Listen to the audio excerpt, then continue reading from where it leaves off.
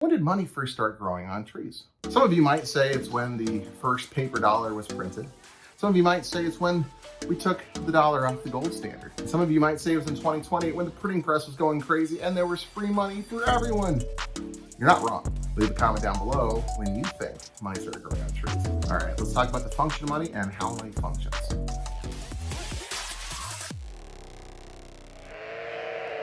You ever played Settlers of Catan and you ended up with all sheep and you need brick? In the beginning of the game, nobody actually wants the sheep. You might have to trade 2 or 3 sheep in order to get a brick, but the sheep become more valuable later on. That's an example of a barter economy. The negative part of a barter economy is you have to have a double coincidence of wants. Nobody wants sheep. You could have a handful of sheep and get nowhere. Money fills that gap because what I'm able to do is I'm able to trade my goods or services, sheep, for money and go out and buy what I actually need. And that way it acts as a storage of value and as a medium of exchange. Not to mention you can use it as a means of accounting because I know that it cost me $1 to buy a soda and $2 let's say buy 2 sodas. It also acts as a method of deferred payment because it allows people to bill work that's been done and be assured that they're going to get paid back in dollar bills rather than sheep. Finally, the most important thing about money that you need to know is that it's fungible, meaning that you don't care which dollar bill you have because you know that a dollar bill is worth a dollar bill. Likewise, 4 quarters is also equal to a dollar bill. You don't care which one you have. They're exactly the same. Unlike my truck, where even if you have the exact same truck as me, I'm not going to trade you.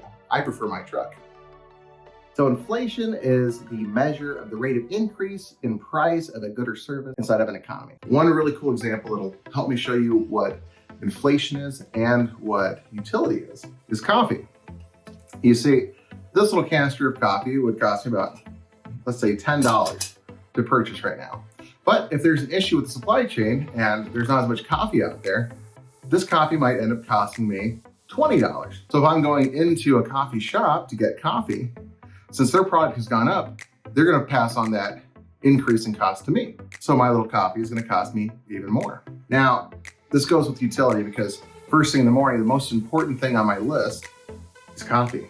As the day goes on, the utility of that coffee, the amount that I need it, the amount that I want it, goes down. So maybe around 7 or 8 o'clock, sure, it still probably has a utility value of 10 out of 10.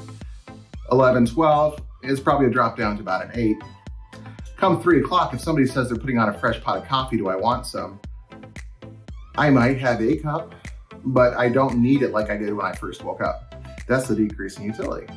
It no longer gives me the same amount of benefit as it did when I first woke up. Inflation, increase in coffee price, equals increase in cup of coffee price. Utility, I need coffee when I wake up. I don't need coffee at 3 p.m. Utility goes down over time. Why is understanding what money is and understanding the effect of inflation so important for the baby investor?